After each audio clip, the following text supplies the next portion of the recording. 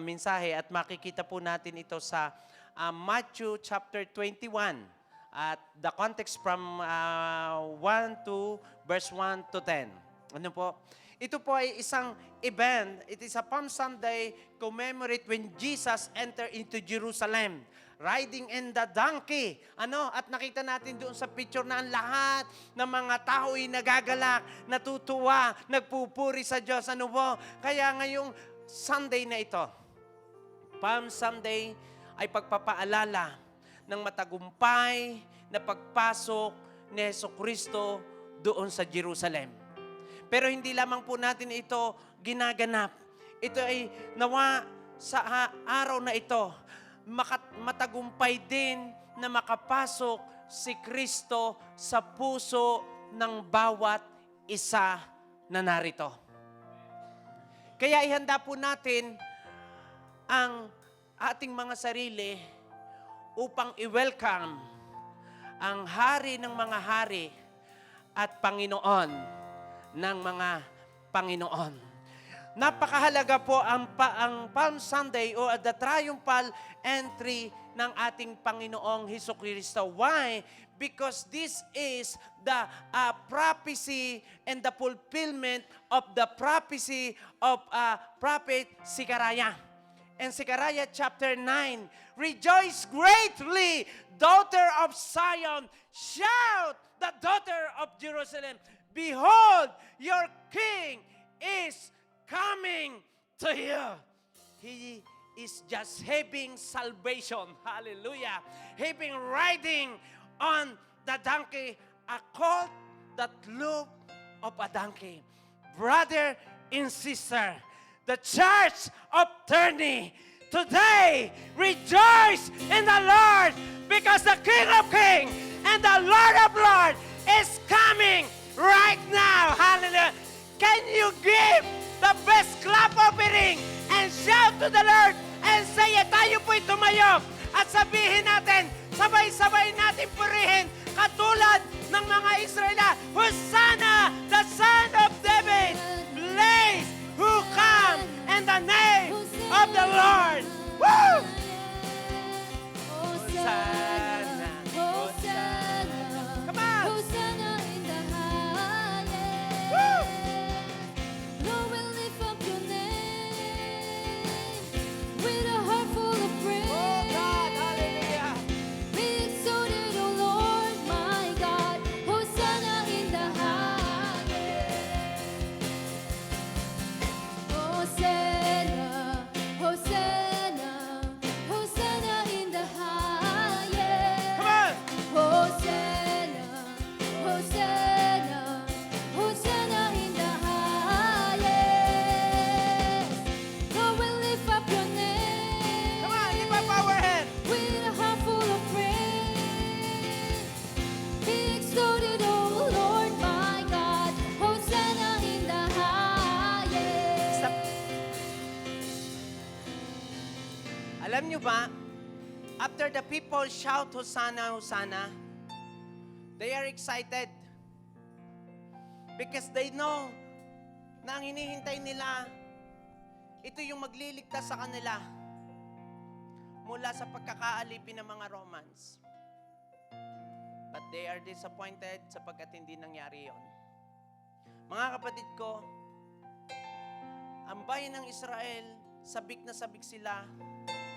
At ang may akda ng sumulat, Prophet Zechariah, sabik-sabik siya na i-present ang ating Panginoon. And the people shout.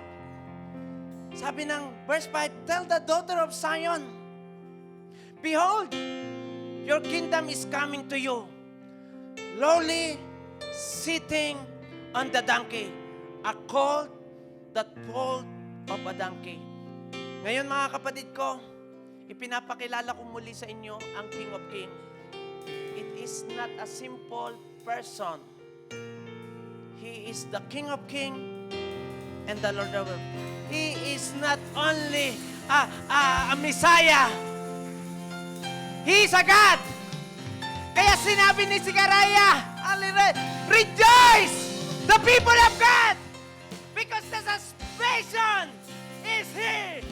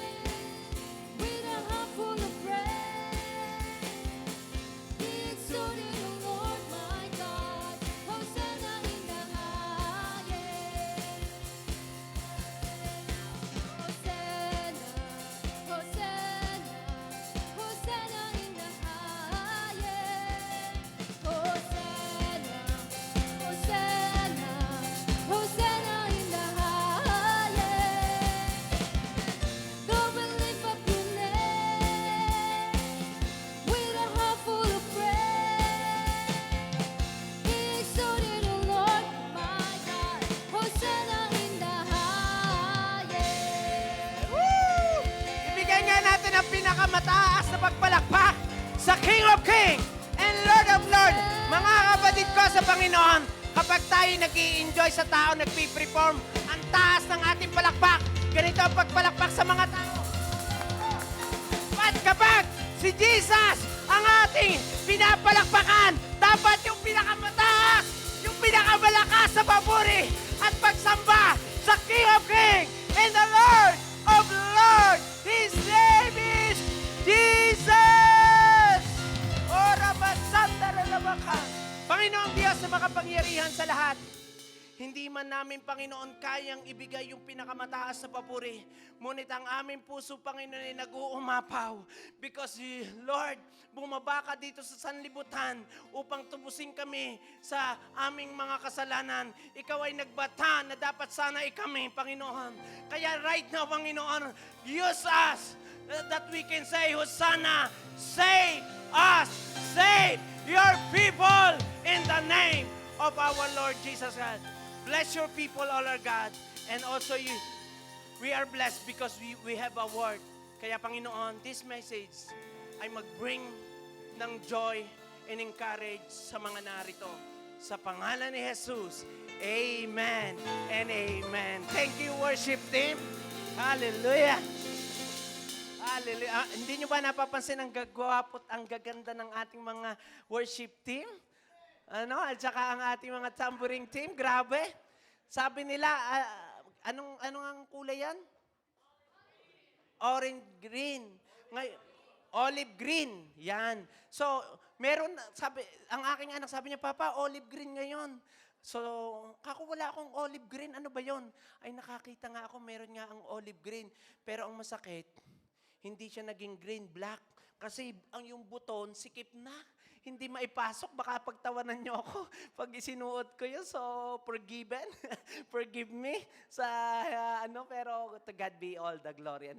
We are so blessed kasi sa mula pa lamang sa pag-worship, mula pa lamang sa ating pagkakaloob at pagbibigay, ay nabe-bless na kami. To report before we continue my message po.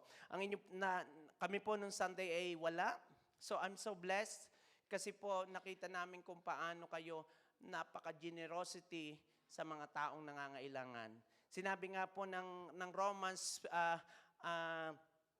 12:15. Anong sabi nga niya? Pakilagay nga, anak, ng Romans chapter 12 verse 15. Sabi, rejoice with those who rejoice, mourn with those who mourn. Makigalak kayo sa nakikigalak at makiiyak kayo sa nakikiiyak. First time na nakita po natin, lagi natin itong ginagawa, especially sa ating mga kapwa mananampalataya, believers, As a part ng membership ng ating church, sa atin po silang, hindi lang tayo nagbibigay ng benevolence, nagbibigay din tayo nagkakandak din tayo ng special offering. At ginawa po natin yun nung pagkamatay ng ating kapatid na si Brother Nathaniel. Si Brother Nathaniel, sa kabila na nakita rin po natin siya, naging part din siya ng church ng ilang panahon at nakita natin yung pagtulong niya. So we give them. Pero habang ako po ay nagme-meditate ng word ng Lord, sabi ko, yung ating pagdalaw sa mga hindi natin mga kapatiran, pero kapilipino natin ay napakalaking impact sa buhay ng mga namatayan. So sabi ko, Lord, samantala yung mga mananampalataya, yung mga hindi mananampalataya, nakakapagbigay sila voluntary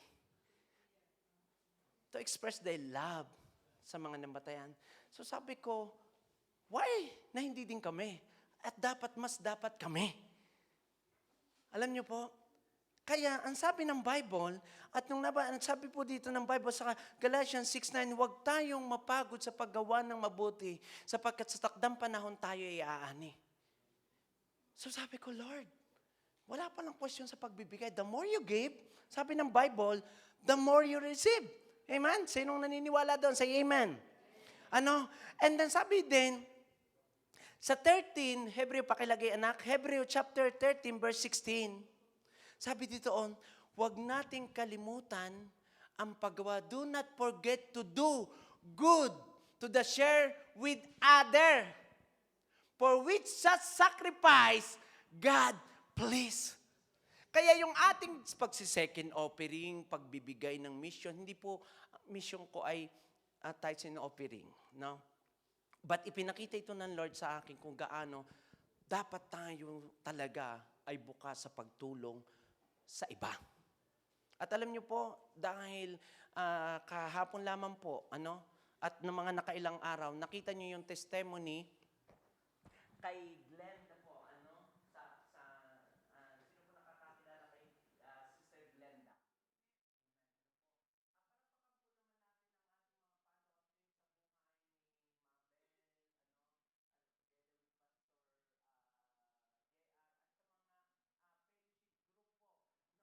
So nakita po natin yon. Hallelujah. Hindi ko pa tinatawag, may conclusion na sila. Hallelujah. Pero ang nakita ko po, kung makikita niyo po sa ating page, they are pagdalaw sa kanila. So sabi ko, Lord, hindi lamang dapat makita sa amin na kami ay dumadalaw, nakikiluha as a body. As a body. Wag naman po natin sanang isipin na ito'y pabigat. Kasi ang sabi ng Bible, do not forget to do good work to share with other. Hindi yan mananampalataya, hindi natin yan kami yun, bro. Huwag natin siyang, no, hindi po ganun ang design ng Panginoon. As doing nating ginagawa po, ito ay sign ng ating para abutin sila. Alam niyo po kung gaano yung impact noong nagpunta po ako doon sa kahapon, kung paano nila tayo winelcome, kung paano sila ay binigyan ng pagkakataon na maibahagi ang salita ng Diyos. And they are talaga nag-iyakan po sila, and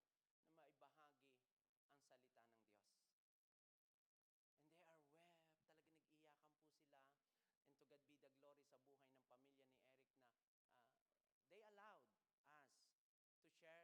And all of us ay talagang they are willing to accept Jesus Christ as their Lord and Savior. Nagbubunga na po yung ating mga panalangin. Pero hindi po natin madadala sila dahil lamang magaling tayong magsalita. O may mga dapat po makita rin ito sa ating mga gawa. Kaya sinabi ng Biblia, huwag tayong manghinawa sa paggawa ng mabuti sapagkat sa pagtakdang panahon, tayo ay aani. Kaya po, ako po'y muling lalambing sa inyo as a body of Christ. Pero ito po, dapat niyong maunawan na it is not an obligation. But if you love the Lord as a body of Christ, we can share to help this person para po habang sila'y nagdadalamati. And mamaya, ang team with ang inyong lingkod, babalik para magdala yung malilikom na handog natin po dito, ay yun yung ating dadalhin mamaya, ipapadala natin sa ating mga follow-up team. Ano po? So, kaya po, malaki po ang ginagawa ng Diyos. Through sa ating pag-visiting, na ibabahagi, na isi-share ang gospel sa maraming mga tao dito sa Sterni. Pero dapat number 1 tayo na makikita yung compassion sa iba. Dahil mas dapat tayo kasi tayo mga Kristiyano. It doesn't matter. Sila yun naman, pastor, hindi naatin dito. Hindi yun ganun eh. Hindi yun ang puso ng Panginoon. Ang puso ng Panginoon ay mahabag sa mga tao. Makigalak sa nakikiiyak. Makigalak sa nakikigalak at makiiyak sa nakikiyak. Ngayon, ang pamilya ay nasa panahon ng pagdadalamhati. And thank God sa buhay ng mga kapatiran na nandoon para bisitahin ang mga taong ito. Kaya po yung inyong pagkakaloob sa Panginoon, ulitin ko, it is a voluntary. As a sign ng ating unity, pag-iisahin po natin ang ating mga kaloob, and then we will give. Lahat po ng malilikom ngayon ay directly sa pamilya ni Brother Eric. So, mananalangin po ako. Pero, ang mas maganda dyan, kailangan natin din ay word. At kung kayo po, itaas po natin ang ating mga kaloob sa Panginoon. Hallelujah. Dakilang Diyos, buhay kang patotoo sa iglesia ng Terni, kung paano mo sila pinagpapala. At tinatayuan namin, Panginoon, ang iyong salita, Panginoon. The more you give, the more you receive. At sinabi mo rin sa iyong salita, Panginoon, na pinagpapala, pinapasagana ang mga taong mapagbigay. Kaya, amang Diyos, nakita mo po, Panginoon, ang buhay ng mga kapatid na narito. as a sign of a body of Christ, Panginoon, kami kaisa sa pagdadalamhati ng pamilya ni Brother Eric. At the same time, Panginoon, nakaraan lang sa pamilya ni Brother Nats. Lord, nawan dalangin ko, Panginoon, ang iyong mayamang habag at comfort ay dumako sa kanila. At sa bawat malilikom na halaga, Panginoon, hindi man ito, Lord, ito ay tanda ng aming pakikiisa at pagdadalamhati sa pamilya upang maabot din sila sa Panginoon. Marami pong salamat sa pangalan ni Jesus. Amen and amen. Hallelujah. So, teka muna. Hindi na natin, mamaya, pagkatapos ng, mas mahalaga ngayon din ay sermon, pagkatapos po ng naipanalangin na yung inyong kaloob, itatabi na lang yan, ilagay na lang dyan. At pagkatapos po ng ating worship, ilagay nyo na lang po sa box. So, i-prepare nyo na lang yan munang inyong kaloob, at bigyang daan natin ang mensahe ng Diyos. Ayan, so mamaya po pagkatapos, excited na kayo? Excited? O sige, excited na daw sila na i-bless, ibigay na natin. Isa munang song. Excited na sila, ayaw nila na Okay, sige na, get ready na, hallelujah! Oo nga naman.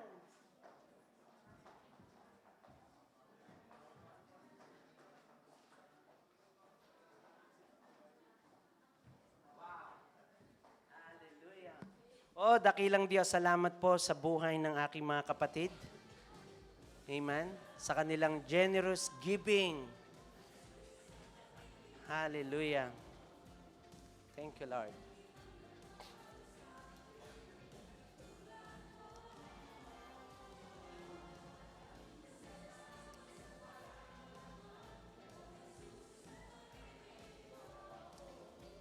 Amen. So praise God. So lahat po ng offering na yan, we will go to the family of Eric. Ano po? Okay. So right, fasten your seatbelt kasi napakaganda ng starting ng ating Passion Week. Give. Alam niyo po ba yung istorya nitong context? Sinabi ni Jesus sa kanyang mga disipulo, sabi niya, go to the village the opposite. And immediately you will find donkey, tied, and colt with her. Loose them and bring to me. And if anyone say nothing to say to you, you shall say, the Lord need of them, and immediately He will send them. Nakita nyo? Ang church, kaya maganda yung pagpasok ng Palm Sunday, ng pagsiselebrate natin ng Passion Week. Bukas agad tayo na magkaloob. That's the message ng Passion Week. Kasi ang Diyos, ipinagkaloob niya ang kanyang buhay sa atin. Nang tayo'y makasalanan pa, si Kristo ay namatay sa atin. Itong may-ari ng asno, hindi siya, sabi lang ni Jesus, pumunta kayo doon. At kapag nakakita kayo ng asno, nakatali, kalagan nyo. At pag sinabi kung bakit kinakalagan, sabihin nyo, kailangan ng Lord. Hallelujah. Amen. Kaya nawa ngayong Passion Week, ibinigay ng Diyos ang kanyang buhay, pagpapaalala ng kanyang suffering, nawa ibigay din natin ang ating sarili sa Diyos ng buong puso. Every time that God is calling us, every time na may hiningi siya sa atin, do not fear to give. Yan po, napakagandang mensahe. Kaya po, itong Passion Week, suportahan po natin. 1 week po ito. Ang mga ibang denomination, talagang sa kanila special ito. Ang iba natatakot, lalo't Friday. Sasabihin ako, huwag kayong masyadong maglalabas. Patay ang Diyos. Salamat yung Diyos natin na sinasambay buhay. Hallelujah. At hindi patay. Amen? Hindi siya isang beses lamang siyang namatay, pero hindi siya nanatiling patay. At sa ikatlong araw, muli siyang nabuhay. Ang iba ay we respect them. Yung mga nagsasacrifice, panata nila yon, okay yon sa kanila. Pero mga kabatid ko, sapat na yung ginawa ni Jesucristo doon sa krus ng Kalbaryo. Hindi mo na kinakailangan saktan ng iyong katawan. Kasi sinasaktan, nagpapanata ang mga tao dahil they feel they are many sins. Sabi nga ng isang Italiano ko, noi, la nostro, yun daw kanilang kultura, talagang sila'y namamanata. Kaya sila sinasaktan ng katawan dahil sa dami ng kanilang mga kasalanan. But good news sa mga mananampalatayang Kristiyano. If you confess your sin, He is faithful and just to forgive us and cleanse us in all unrighteousness. Lahat ng mga kasalanan natin, pinatawad ng Diyos. Ang ganda ng devotion ni Sister Maria. Kanina, sabi niya, guilty into freedom. Minsan, naging Kristiyano tayo, nagigilty tayo dahil sa ating mga nakaraan. Para bang laging sinasabi pag ikay maglilingkod sa Panginoon, yan, pahali-hallelujah ka, naalala ko yung mga ginawa mo noon, etc., etc. Pero, nung nabuksan siya sa Romans chapter 8, nawala ng paghatol pa na kay Kristo. There is freedom in Jesus Christ. This Passion Week ay pagpapaalala that there is freedom also sa ating mga Kristiyano. Kaya hindi na po natin kailangan na saktan ng ating sarili, magpapako sa cross because Jesus is already done. Kaya nga nakalagay ay cross, pagpapaalala na lamang na si Kristo ay naipako sa cross para sa ikapapatawad ng ating mga kasalanan. Wala na dyan si Jesus. But we always remind us that we need to celebrate the Passion Week. Why? Sapagkat ito'y nagpapaalala sa kadakilaan ng ginawa ng ating Panginoon. It is called the triumphal entry of Jesus Christ. Why? Bakit? Bakit triumphal entry? Kasi po, it is called triumphal because Jesus was welcomed like a king or victorious leader. Ganun po. Kaya sila triumphal talagang ang mga tao, nag-alis sila ng balabal, sila ng palm tree, mga olive tree, tanda ng kanilang pag-welcome sa matagumpay na victory ng king. At walang iba yan kung hindi ang ating Panginoon. Crowded, greeted with joy, waving the palm branches, laying them on the road. They shout praise, like, Hosanna! Hosanna, the word meaning Hosanna, meaning, save us! Hallelujah! People, they need the Lord. Kaya nga tama ang sabi, Hosanna, because sabi ng Acts 4:12, bakit kailangan nila ng Hosanna? Kaya sabi niya, Lord, save us! Because there is no other name na ibinigay sa tao na sukat natin siyang ikaliligtas. Only Jesus. Kaya nawa, ngayong Palm Sunday na ito, maranasan natin ang dakilang pagliligtas ng Panginoon. Kung nais mo ng kaligtasan, say ito sana. Jesus in the highest. May sitwasyon ka, kailangan mo ng sitwasyon ng pagliligtas. Jesus is enough. Hallelujah. Hosanna. Hosanna in the highest. Imagine, ano po makikita natin dito? 5 punto na nais kong dalhin. What message does Jesus' triumphal entry into Jerusalem? What show us today? Ano ba yung mensaheng gustong ipakita ng ating Panginoong Hesus sa matagumpay na pagpasok niya sa Jerusalem, na sumasalamin din sa katagumpayan ng mga mananampalatayang Kristiyano. Sinasalamin dito, the King come in humility, not pride. Ang Passion Week po, o the triumphal entry ng Panginoon ay nagpapakita, sumasalamin sa kanyang pagiging hari, sa mapagpakumbabang hari, at hindi nagmamalaking hari. Kaya ngayong Passion Week, alalahanin natin na nawa wala ng pagmamataas. Alisin natin yung pagmamataas dahil si Jesus ay nag-suffer, siya ay hari, pero nagpakumbaba. Kaya nga sabi ng Matthew 21, see, your king come to you, a gentle riding on the donkey, not a horse. Donkey as a sign of peace. Ano po? This king ay ipinrapisi ni Zechariah sa chapter 9, the prophecy of humble king. Kaya ang Passion Week ay pagpapaalala ng tagumpay natin na kaya rin nating magpakumbaba katulad ng ating Panginoong Hesukristo. Ang katunayan niyan mababasa natin sa Philippians chapter 2 verse 5 to 8. Sabi diyan, you must have the same attitude that Jesus Christ had. Sinasabi ni Apostle Paul na dapat daw tayo magkaroon ng pag-uugali ng katulad ng ating Panginoong Hesukristo. Though He was God. Malinaw ang sinabi. People, they did not believe that Jesus Christ is God. But the Bible is telling us today, maraming mga verses na nagsasabing that Jesus Christ is God.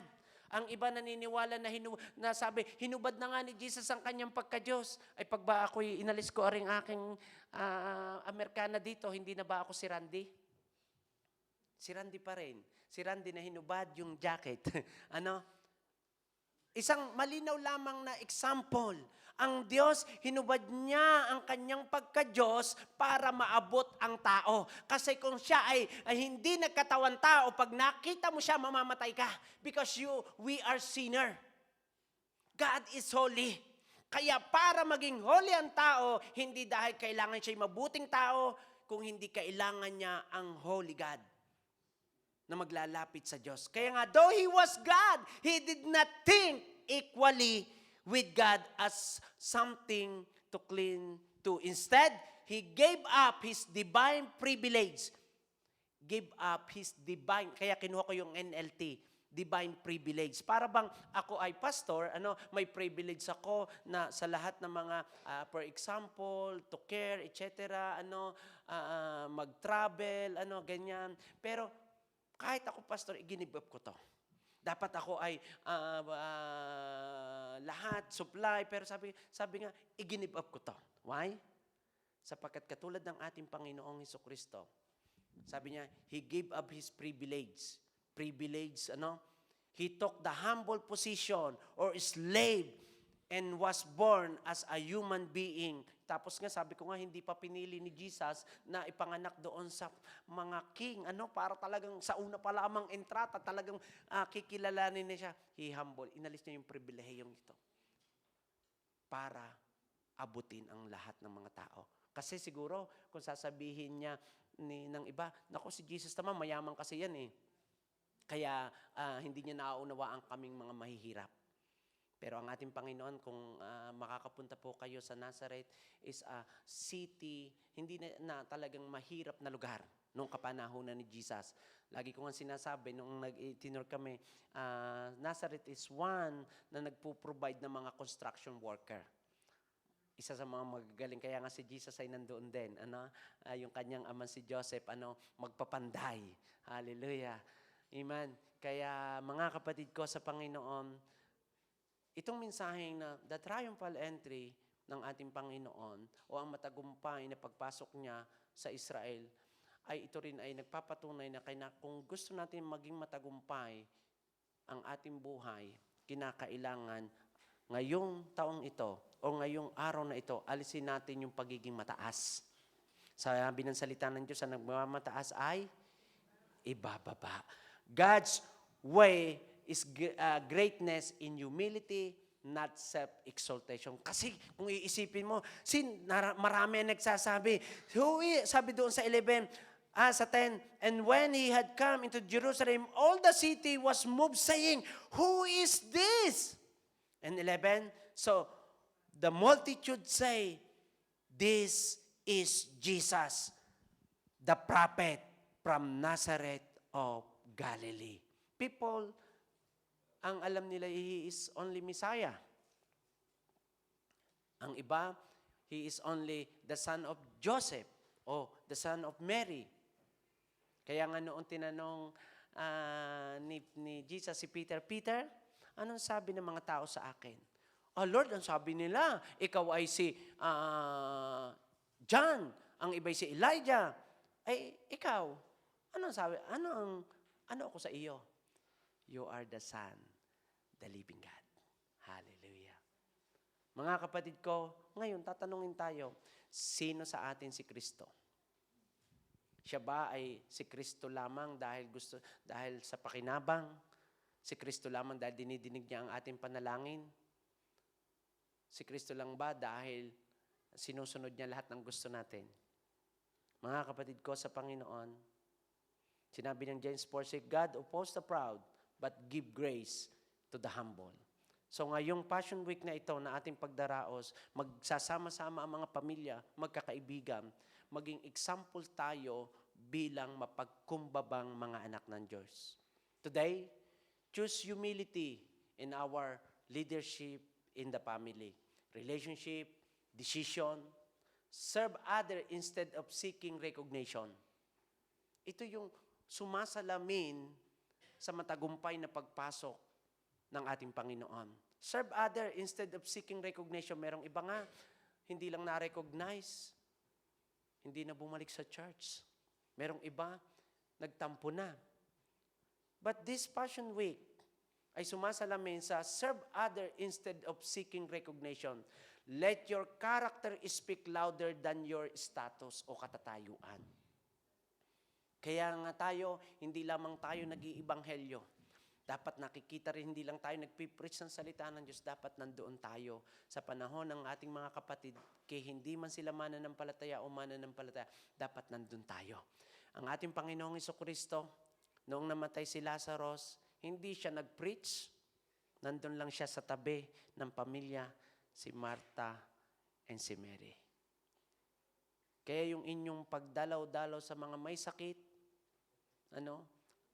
ang ating pagdalaw sa mga namatayan, ang ating pagdalaw sa ating mga kapatid. I'm so blessed. Sabi ko nga kay Calvin, si Calvin ay kaya nagpop sa akin yung verse ng Luke chapter 17. At ang ganda ng ini-enlight ng Lord sa akin doon. Alam niyo ba yung 10 leper?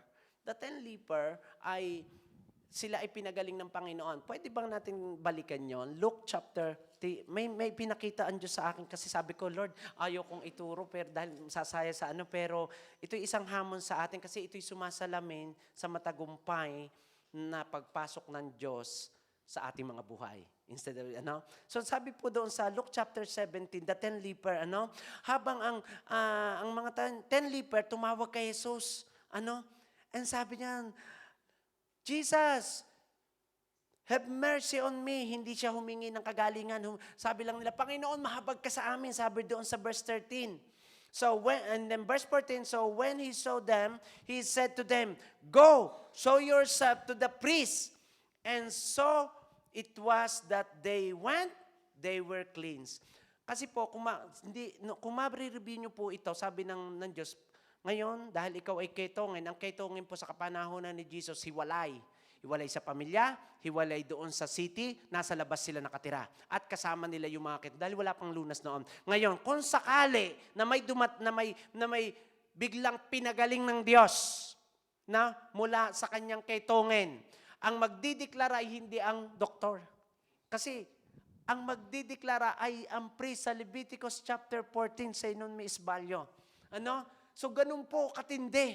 And then, kapag sinabi ng priest, okay, nag-aalay yung pinagaling, iwiwisik yung dugo, at idideklara niya sa harap ng maraming mga tao. For example, halimbawa, si Jeff, now, idinideklara ko na siya ay pinagaling ng ating Diyos. Makakabalik na siya sa kanyang bayan, sa kanyang pamilya, at sa mga tao, pwede na siyang makihalimula. Halimula, ano ba yun? Makiselamuha. Yun na yun. Ang hirap talaga ng Tagalog. Tagalog naman, hindi na marunong mag-Tagalog. Okay, and then after that, pero alam nyo, ini-enlight ng Lord sa akin to. Sabi ko, inilluminate niya yung word. Ang 10, habang sila'y naglalakad, doon pa lang nila naramdaman na sila ay pinagaling ng Diyos. So anong gagawin? Dahil sabi ni Jesus, go to the priest. Pero itong Samaritan na isa, hindi siya nagpunta sa priest. Nagpunta siya agad sa high priest none other than Jesus. Kaya nung pagdating niya, sabi niya, nasaan yung siyam na pinagaling? Nasaan sila? And then, pagkatapos po na yon, in verse 19, na-amaze ako, di ba sabi doon sa King James, anak ilagay nyo sa King James, kasi doon sa 19, sa ibang salin, your faith has made you well. Yan po tingnan nyo yan, verse 19 yan. Pero tingnan nyo sa King James, Ang sinabihan niya, yung Samaritan, na iisang bumalik. Yung Siyam, hindi niya sinabihan. Sabi niya, go to your priest. Go to the high priest. Magaling ka na. And then, sa King James, ang sabi po, basahin, sabay-sabay natin. And he said to him, rise up, go the way. Thy faith had made you whole. Ano ba ang tao? Napapaloob? Katawan lang ba? Hindi. Saan nakapaloob? Katawan, kaluluwa, at espiritu. So yung Siyam, bakit hindi bumalik? And at sabi ko, bakit hindi bumalik? Kasi sabi nga, magaling na, sasamba pa. Pinagpala na, babalik pa. Dahil ang pinagaling sa kanila ay katawan. Pero yung kanilang kaluluwa, hindi. They did not recognize Jesus as the healer. They did not recognize Jesus as a Savior. Hanggat hindi nadidil ang kasalanan, mananatiling magaling ang katawan, pero ang kaluluwa ay hindi. The waves of sin is death, but the gift of God is eternal. Mga kapatid ko, and I find out, kahit na gumaling ang tao, kung hindi naman niya tinanggap si Kristo, they need healing spiritually. Because they are dead. Where are the 9? Kaya mga kapatid ko, ngayon, I learned about praying for healing. Hindi lang ako mananalangin physically. I pray emotionally and spiritually. Kasi kapag hindi ayos ang ating nasa loob, mahihirapan tayo. Okay, galing ka. Pero hindi ka makakabalik. Hindi mo marirecognize because yung loob may sugat. And God is the God of healing. At ang sabi, ang magandang balita, Luke chapter 4, verse 18, pakilagay. Ito yung magandang balita. Ito sinabi ng ating Panginoon. Siya lang ang pwedeng makapagpagaling ng nasa loob. Ang mga doktor pwede niyang pagalingin ang nasa labas, pero yung nasa loob ay hindi. But the good news is, the Spirit of the Lord is upon me. Jesus said, because the had anointed me to preach the gospel to the poor, and He had sent me to heal the brokenhearted, to preach and deliverance, the captivity, and the recovering the sight to the blind, to set at liberty to them that are bruised, or yung pinapahirapan. Kapatid ko sa Panginoon, this day, ano ang iyong nararamdaman? God can heal you emotionally, physically, and spiritually. The second na sumasalamin sa triumphal entry ng ating Panginoon, God's word is always fulfilled. God's word is always fulfilled. Prophet Zechariah prophesy was written around 520 to 518 BC. And this fulfillment ng prophecy, Jesus' triumphal entry happened around AD 30 to 33. So, ano yung time gap? That means the prophecy was fulfilled roughly around 550 years later. So 500 years later pa ang lumipas. Noong sinabi ni Zechariah at napulpil ito nang dumating, pumasok ang Panginoon sa Jerusalem, riding in the donkey. Kaya nga sabi, rejoice greatly, daughter of Zion, shout, O daughter of Israel, behold, your king is coming to you. Kaya kapag sinabi ng Diyos, gagawin niya. Ang salita ng Diyos ay laging yes and amen. Sabi po ng Matthew 20, Isaiah 55:11, pakilagay, God's word will not return empty. So preach the gospel. I saw ang mga kapatiran natin dito sa City of Ternay. Hinug na sila. Yung inyong mga word of encouragement, yung inyong hinug na at hindi nawawala ng kabuluhan. Yung inyong pagtulong, hallelujah, yung generosity nyo, yung love nyo, hindi po nawawala ng kabuluhan. Ginagamit natin ito sapagkat ang salita ng Diyos ay hindi babalik ng walang kabuluhan. At ang salita ng Diyos ay hindi nagsisinungaling. Pag sinabi niya, sinabi niya. Anong sabi po dyan? Numbers chapter 23:19, God does not lie. Ang Diyos ay hindi sinungaling na tulad ng tao. Ano mang sabihin niya, kanyang gagawin. Kung mangako man siya, ito'y kanyang tutuparin. Hallelujah. Kaya the best na meron ka sa buhay, Word of God talaga. Hallelujah. Kasi kapag ang Diyos ay nangako, sabi ng mga Pilipino, kapag ang Diyos ay nangako, alam ang Senyor. Kasi siya lang ang naka-assist, may nakasagot, ano. Ayan, ano. And then, sabi niya, every promise of God fulfilled. Isipin mo yon. Kaya, kung alam mo ang salita ng Diyos, Mama Mia, wala ka nang hahanapin pa. Kasi lahat ng sinabi niya, gagawin niya. Nagkukulang ka financially, God shall supply all your need. Nasasaktan ka, nahirapan ka, hallelujah. The Lord tell us, He will never leave you, not forsake you. I-renew niya yung iyong child. All the promise of God, pakilagay 2 Corinthians 1:20, sapagkat sabi niya, all the promise of God is yes and amen. Hallelujah. Pag sinabing amen, ginagawa ng Diyos. Pag hindi pa nagagawa, be it na Lord, naniniwala ako. Agree. Sapagkat kahit gaano mang karami ang pangako ng Diyos, yan ang sabi ng ASD, tutuparin niya lahat ito sa pamagitan ni Kristo. Kaya nga, masasabi natin na tapat ang Diyos at ito'y nakapagbibigay ng kapurihan sa Kanya. Hallelujah! Kaya kapag ang Diyos, kaya nga all the promise of God is yes and amen. At ito'y nangyayari dahil tayo ay na kay Kristo. Walang pangako sa mga hindi mananampalataya. Pero yung grace ng Diyos ay naandoon sa lahat. Pero, kung ikaw ay na kay Kristo, ang magandang balita, tutuparin niyang lahat ng ipinangako niya sa iyo at sa akin. Are you excited? Hindi ba kayo nagagala? Kaya this triumphal entry, sumasalamin ito na ang pangako ng Diyos, kahit na gaano katagal, namatayan na ito ni Sikaraya, pero buhay na buhay pa. Sabi ng Hebreo, ang kanyang salita ay parang tabak na magkabilay talim na tumatarak. Sabi nga, pag isinaksak mo, hindi lamang magkabilaan. Ganong katindi. Wow! Hallelujah! Hindi babalik ito ng walang kabuluhan. Hindi babalik ito ng walang kabuluhan. If God said it, He will do. Kung sinabi ng Diyos, remember, gagawin niya ito. So ano dapat natin gawin ngayon? Habang idinadaos natin ang Paskwang ito. Trust God even you do not see immediately result. Manampalataya ka at magtiwala ka sa Diyos kahit hindi mo nakikita agad. Yung dito sa Ketongin, sila'y nanampalataya. Wala pang galing. Hindi pa nagaling. Pero sabi niya, go to the priest.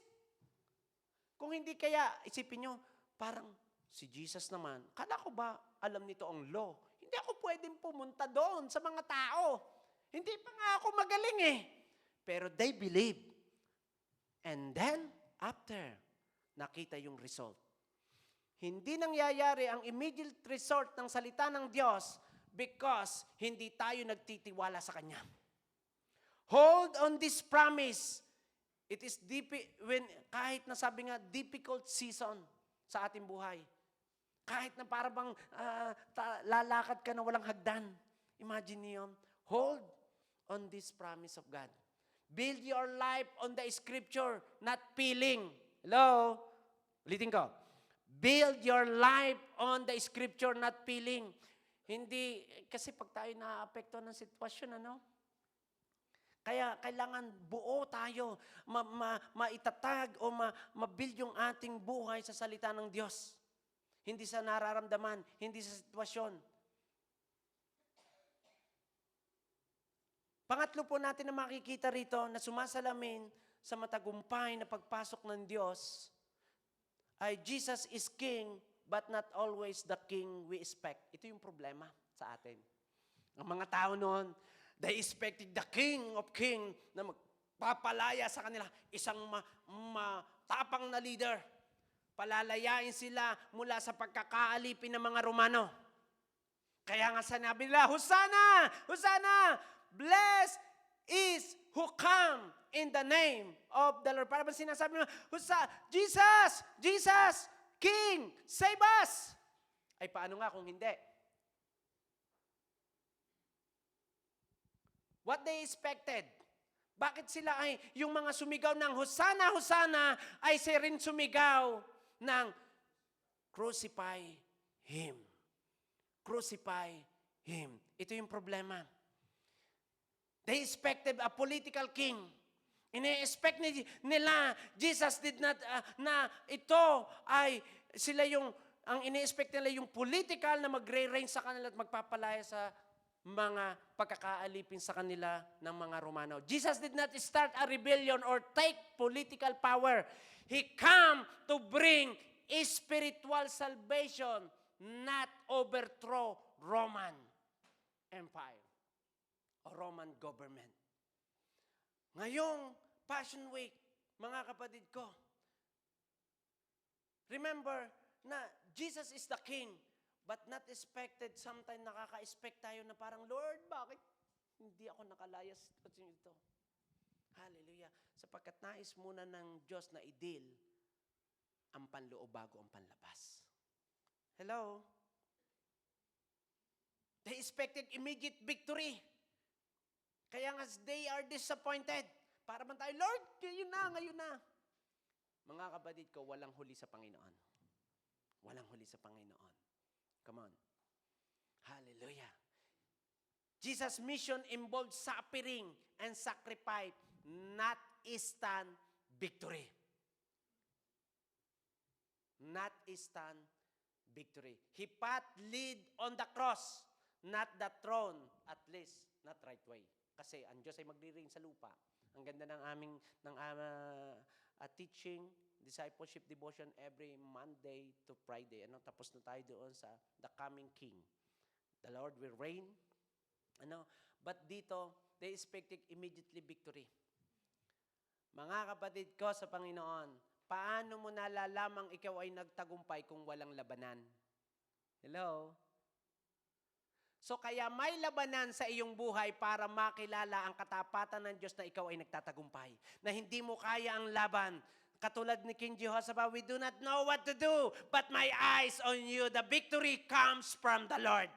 And the victory happen when you are in the battle. Hallelujah. Kapag sinong nasa battle ngayon ng circumstances, may mga sitwasyon ka sa buhay, hallelujah, you are candidate for the victory. But hindi agad kadali-dali. Sometimes God's allowed na masaktan ka. Kaya nga ang mga sundalo ang kasabihan, ang sundalo, the more na nasasaktan, the more na lumalaban. Hallelujah. No? Naikwenta ko naman sa inyo yung lolo ko na matapang na sundalo, no? Talagang napalaban ng digmaan sa mga Hapon. Tinira ang paa, halos mapilay, hindi sumuko. Talagang kahit iisa na yung paa niya, gumaganon pa. Tinaga yung kanyang kamay. Talagang humahabol pa. Ay ngayon, sa galit na ng mga sundalo sa kanya, tinaga yung dalawang kamay, tapos tinaga yung isa pang paang natitira, tapos sinakal yung sundalo ng lolo ko. Ganong katapang yung lolo ko. Sipin nyo, tinanggal ang kamay, tinanggal ang paa, nakatakbot sinakal yung sundalo. Ganon katapang yung lolo ko. Hallelujah. Pag tinanong niyo, pastor, paano yung sinakal? Wala ng kamay. Paano nakatakbo? Wala ng paa. Ay, hindi po naikwento ng lolo ko yon kung paano nangyari. Hallelujah. Amen. Napakaseryoso nyo. Palakpakan muna natin ang Panginoon. Kasi triumphal entry is the joy. Talaga nagsisigaw sila. Hallelujah. Hosanna in the highest. Amen. To God be all the glory. Kaya mga kapatid ko sa Panginoon, ngayong umagang ito, sometimes people is still feeling disappointed if they are expected God through solve problem instantly. Ito yung nangyayari. Kaya hindi natin nare-recognize na He is God, He is the King. Minsan, hindi natin na-recognize siya because hindi nagsumusunod doon sa mga plano natin. Lord, ito yung plano ko. Lord, ito yung ako, ganito ang gusto ko, etc. Pag ikaw na ay naging ako. Hindi na. Lord, sapagkat si Jesus, pwede siyang hindi magpapako sa krus. He pray. Sabi niya, Lord, kung maaari sana, sabi ni Jesus, wag nawang mangyari ito, sarong ito. Alisin mo sa akin. But not my will, but according to your will. Not my will, but according to your will. Sometimes hindi natin nare-recognize because we are focusing sa past, sa present situation, not the past experience ng successful. Mga kapatid ko, remember, maaaring fail ka ngayon, pero alalahanin mo yung mga nauna mong tagumpay sa Panginoon. The same God na magtatagumpayan ka niya. God's, sabi sa Isaiah chapter 5, verse 8 to 9, God's way are higher than our ways. May daan na akala natin ay tila matuwid, pero minsan ang dulot nito ay kapahamangan. John 16:38, my kingdom is not in this world. Kasi ang mga tao, ang ini-expect nila, maghari na agad si Jesus, pero ang nais ni Jesus siya ay maghari sa puso natin. Jesus does not come to fit our expectation. He come to transform your life in the life of people. Come on. Jesus does not come to fit our expectation. He come to transform our life and the life of people. Today, surrender your plan to God's will. Stop trying to control outcome, trust His purpose. Hallelujah. Ano man sitwasyon mo ngayon, may plano ang Diyos at magtiwala ka sa Kanyang plano. Accept His way, even when it is different. Parang, Lord, bakit ganito? Bakit hindi yan yung inaasahan ko? Hallelujah. Accept. Pang-apat po natin na makikita dito, praise must be consistent, not conditional. Yan. Kaya kanina, kita niyo yung ginawa natin? Nagpuri tayo. And then after agad, nagpatuloy tayo na magpuri sa Panginoon. Luke chapter 19:38, Blessed is the King who come in the name of the Lord. Ang mga tao, they are excited. Sino dito yung unang naranasan mo, grabe ka magpuri sa Panginoon talaga. Umiiyak ka, lumuluha ka, lumuluhod ka sa Panginoon. Noon yun. Ay ngayon, ang pagpupuri dapat ay tuloy-tuloy. Hindi may kondisyon. Hindi maganda kasi ang worship leader. Ang ingay ng sound system, ang ingay ng mga bata. Kaya lagi nating sinasabi, worship is between you and God. Worship is between you and God. Hindi ka naaapektuhan ng sitwasyon, ng malamig, ng panahon. Hallelujah. Ikaw ay nagpapatuloy na purihin siya. Luke 19:40, ang sabi po, if they keep quiet, di ba? The storm will cry out. Kasi sabi, Jesus, pinupuri ka ng mga tao. Ay, sabi ni Jesus, kung hindi yan magpupuri, ang mga bato magpupuri. Wala naman dito mga bato. Hallelujah. Amen. Kaya ang pagpupuri sa Panginoon dapat ay tuloy-tuloy. Hindi pinapatay. Kaya kita niyo po, tayo, thank God sa iglesia, ang worship team, sila continually, they worshiping the Lord. Nagre-rehearsal sila dito, Friday pa lang, gabi na, nandito. Palakpakan naman natin ang ating director ng worship, si Sister Raquel. Nakita niyo po, at yung ating mga teachers po, na tinuturuan yung ating mga anak. Because worship continually. Baka kasi yung ating mga worship team ay mag-asawa. Kaya continually tayo. Pero lalo naman yung mga mag-worship. Kasi kasal na yan sa Lord Pero mga kapatid ko, and because this is the Word of God. Nais ng Diyos ang mataas na papuri. Kaya pag tayo nagpupuri, bigyan natin. Kaya kanina tinigil ko, sabi ko, hindi dapat ganito. Dapat talaga yung pinakamataas na papuri. Hindi yung pangit lamang, hindi sabay-sabay ang hindi ka na magpupuri. Praise must be consistently, not conditionally. Sabi ng Hebreo 13:15, offer continually praise. Sabi ng Psalm 34:1, I will bless the Lord all the time. Come on. So may pera wala, praise the Lord. Malamig mainit, praise the Lord. Hallelujah. Pangit ang boses, praise the Lord. Diba? Hallelujah. Praise God, praise God. True worship does not change with circumstances, but it changes you. Hallelujah. Whew. Sabi ng Hebreo 13:15, kaya patuloy tayong maghandog ng papuri sa Diyos sa pamagitan ni Jesucristo.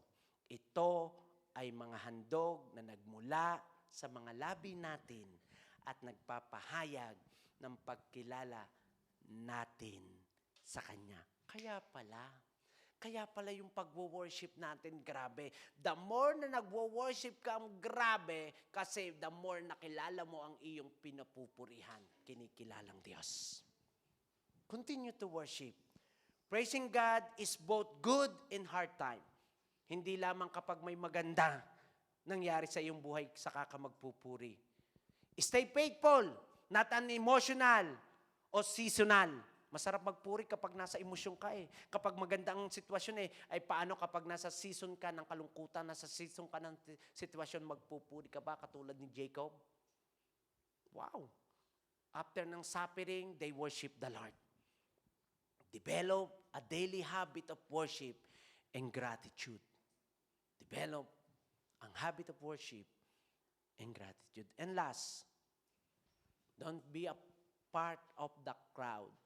Be a true disciple.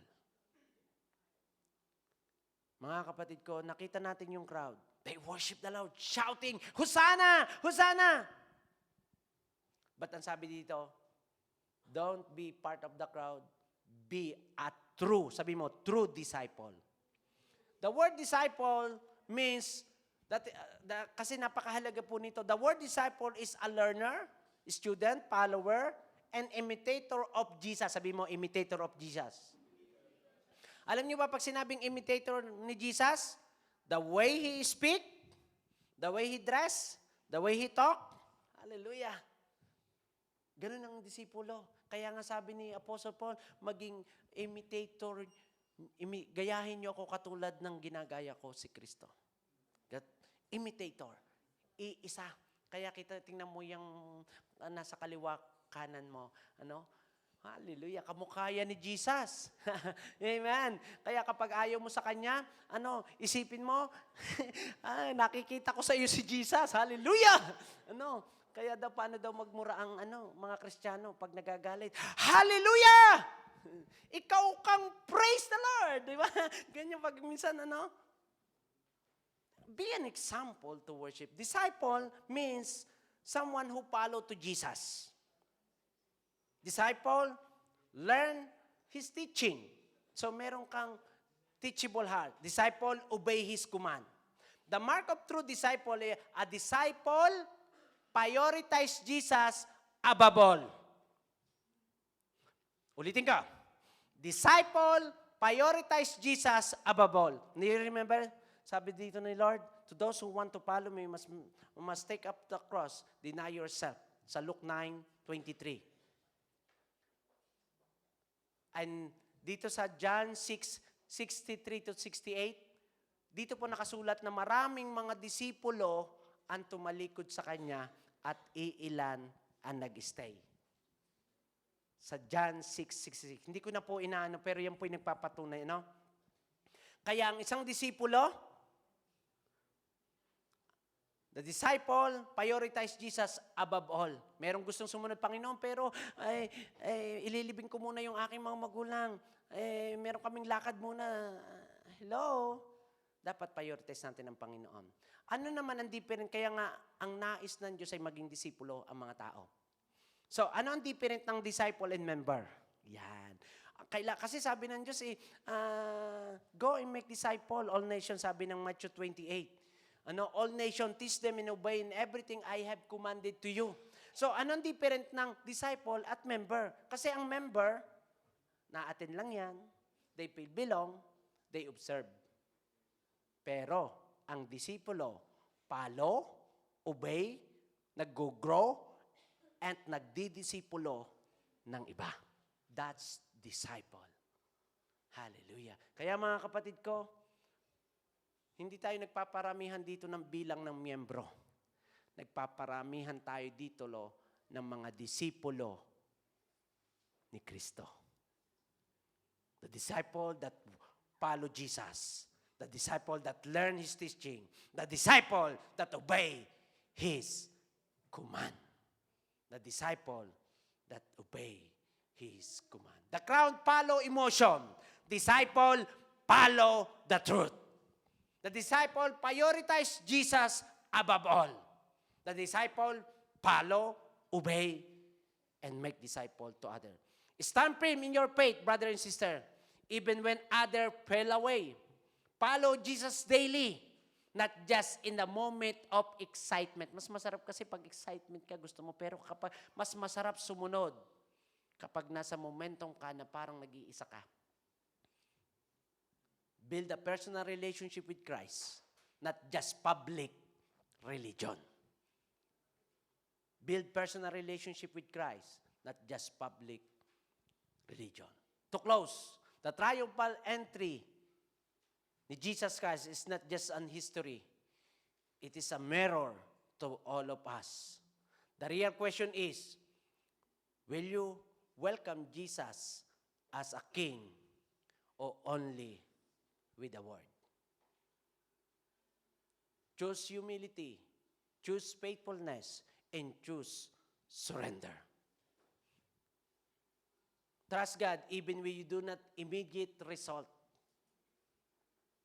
Mga kapatid ko, tinatawagan ko po ang worship team. Today, we welcome Jesus as our Lord and Savior. Today is the day that we need to reflect our heart. Mag-reflect po tayo. Tayo po'y tumayo. As we close, the triumphal entry into Jerusalem is not just history. It will reflect in how we respond Jesus. Magsi-celebrate tayo ng Passion Week. Pupunta tayo sa mga pamilya. Nawa ang dalangin ko, mag-reflect sa atin, kumusta ang ating puso? Do we really accept Jesus Christ as a King? Means, God want to reign in our heart. O only when is shoot us. Yung kapag lang ba nababagay. Kapag lang ba may panahon. Mag-reflect tayo ngayong umagang ito. Our choice. Do we follow His will or our expectation? Do you follow His will or yung ini-expect mo lang kaya ka sumusunod sa Kanya? Our consistency, are we like crowd, praising one day and then turning away the next? Tayo ba'y katulad nila ng karamihan? Nagpupuri isang araw, tuwing Sunday, and then pagkatapos na yun, tumalikod sa Diyos? Our discipleship, are we just observe or true follower who obey His word? Tayo ba'y nagsasagmit lamang? Nag-o-observe lamang? O mga tunay na tagasunod ni Kristo at ang Kanyang salita?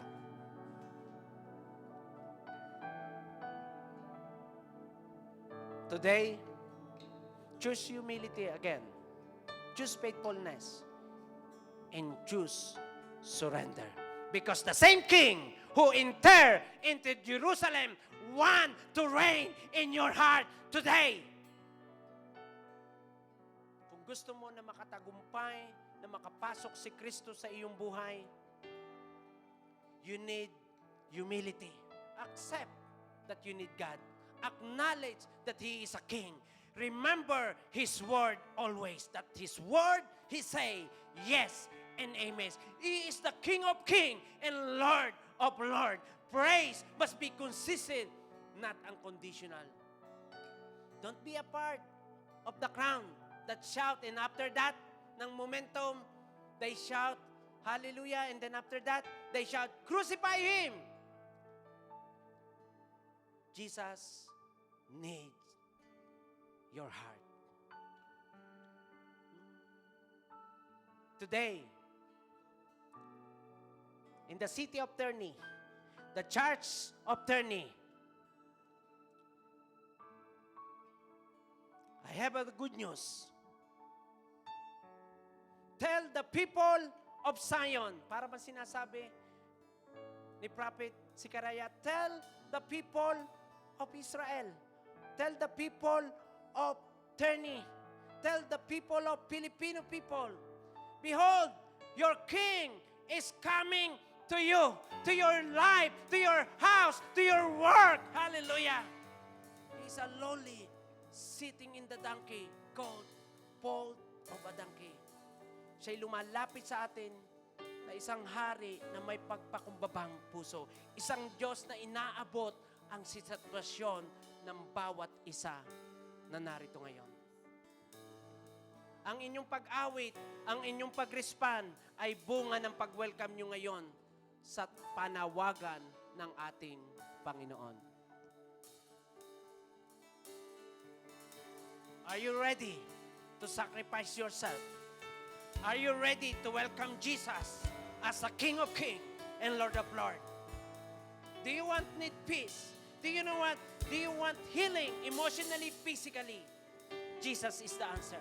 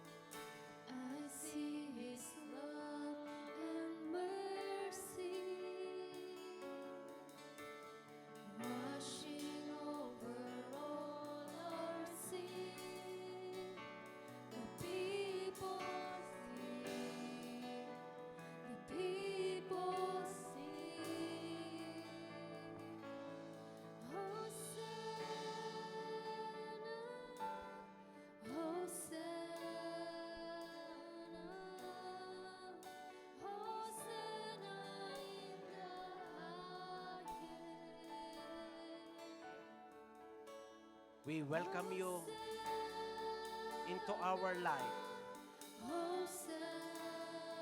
We welcome you into the city of Terni. Jesus, King of Kings, we welcome you in our life.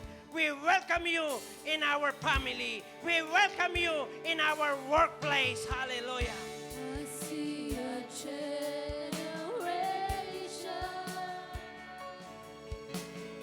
rising up to Hosanna! take their place. Save our loved ones. Selfless faith, Save your people. selfless faith. I see a new revival stirring as we pray and sing. We're all on it. Come on. We're all on it. Hosanna, Kung meron kang pamilya na hindi pa ligtas, say it, Hosanna! Save my family! Kung ikaw ay may sitwasyon, shout loud, Hosanna! Save from my trial and circumstances. Hosanna in the highest. Come on, louder! Hosanna. He is in the midst of us. He dwells in us. Hosanna in the highest. Hosanna. Come on. Hosanna.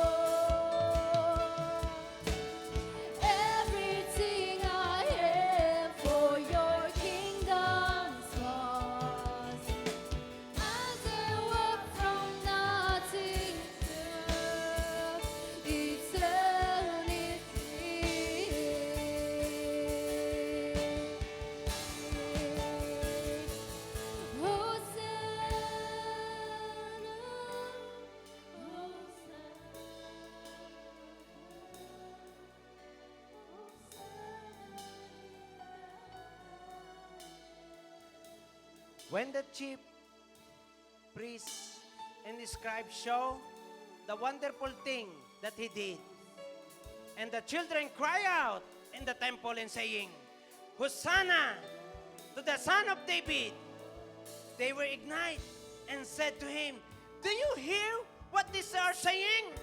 And Jesus said to them, yes, do you have never read? Out of the mouth of baby and nurturing and pat, you have perfect praise.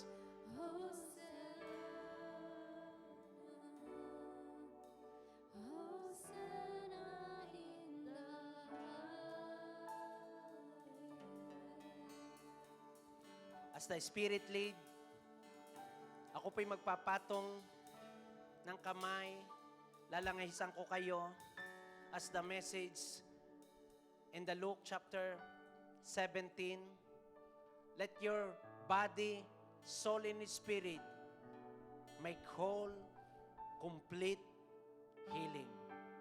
So, to those who want healing, ang gagawin ko po, lalapit yung papahiran ko kayo ng langis and then go. Receive your healing. Not physically only, but spiritually and whole your body in Jesus' name. As the worship team continue, mabilisan lang po yung gusto ng pahiran ng langis, makareceive ng kagalingan. Hallelujah. As you come,